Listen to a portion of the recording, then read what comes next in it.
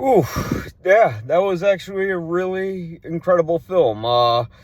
I saw a lot of hype behind one battle after another, and I'm a huge Paul Thomas Anderson fan, but he has made a couple movies in the past that weren't fantastic.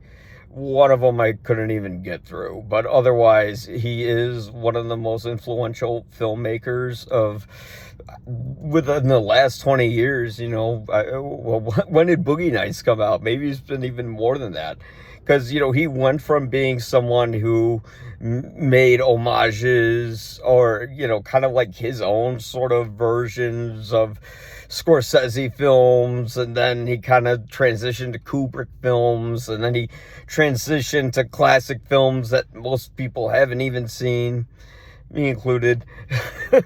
Some of them I have, but he has learned sort of how to mix his style, and he's made this thriller that is a very depressing reminder that we have so many filmmakers now who are making dystopian American films. You have The Long Walk from Francis Lawrence, who's the Hunger Games guy, but he did a good job with that film.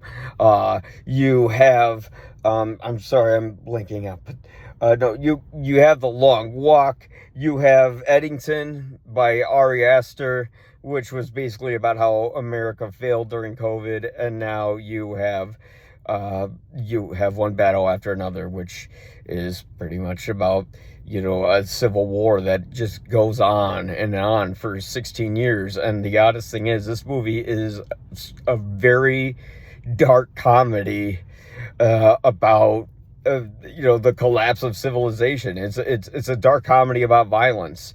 If you think this movie's glorifying it, it's not.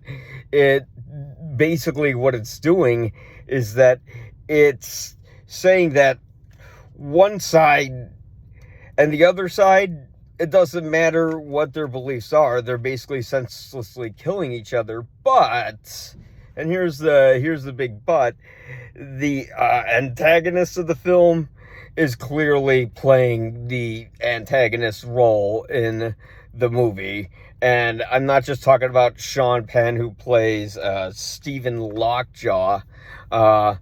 I'm basically talking about the entire system, which is completely corrupt and evil, and they don't like same-sex marriage. They don't like, or couples. They don't like interracial relationships. They are pretty, and they're pretty much everything you could imagine what a bigot who just wants to acquire power would be like. And it's definitely when you think about Leonardo DiCaprio's character, whose name is hilariously Bob, and I think his last name is Ferguson. He's you know he, he's basically like the anti-hero, but he kind of is a hero in the movie, and you get, oh, we're supposed to be rooting for him, or at least they say he's a hero. But who's really a hero when it comes to people kind of just murdering each other left and right? Because this conflict goes on for, like, I think 15 years, and it's or 16 years, I should say. Because the movie starts at a certain point, and then we cut to 16 years later. If you want to know why, just read the synopsis of the film. I don't want to spoil it for you. Leonardo DiCaprio, he's just okay in it.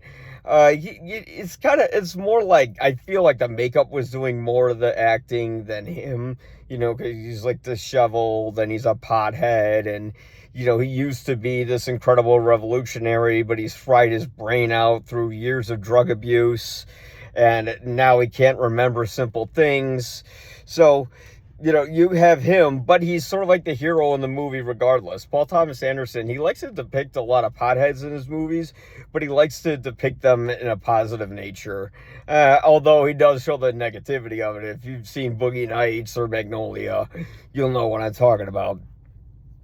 But Sean Penn was a great cast. I mean, of course, he worked with Anderson before on Licorice Pizza, and did I say licorice or licorice? I think it's licorice. But anyways, Sean Penn, you know, he had a small role in that movie, and in this movie, he gets a much bigger role, and he's a perfect cast because, you know, he plays a psychopath who's basically a high-ranked military leader who is basically in charge of extinguishing the resistance, but there's a big reason in the plot why he's a total hypocrite, which I can't spoil, obviously. But yeah, I would say this movie is unique. You know, I had to sleep on it, and I thought about it. I'm like, Jesus, this is like the funniest comedy I've seen in years, yet is also one of the most depressing movies. So it's depressingly fun, and I think I put those words down in my review.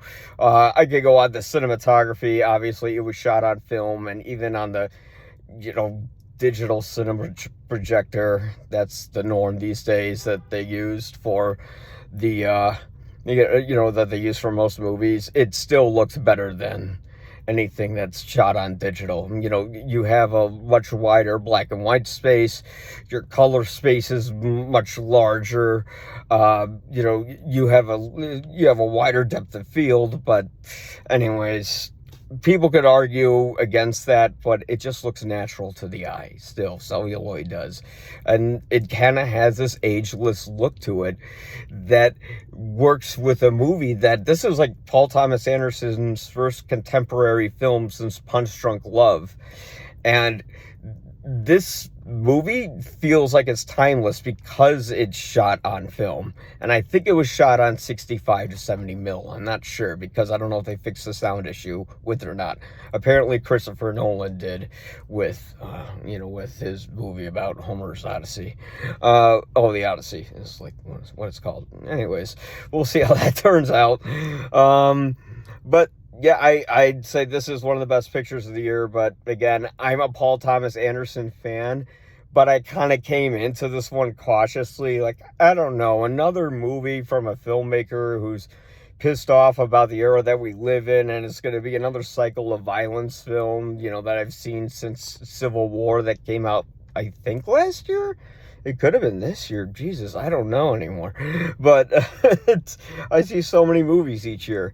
But yeah, it's a high recommendation. On my website, I gave it 4 out of 4 Guinnesses.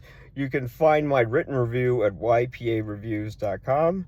And yeah, loved it. I can't believe it. A movie that is so depressing is yet so hilarious, and yet so iconically Paul Thomas Anderson's style.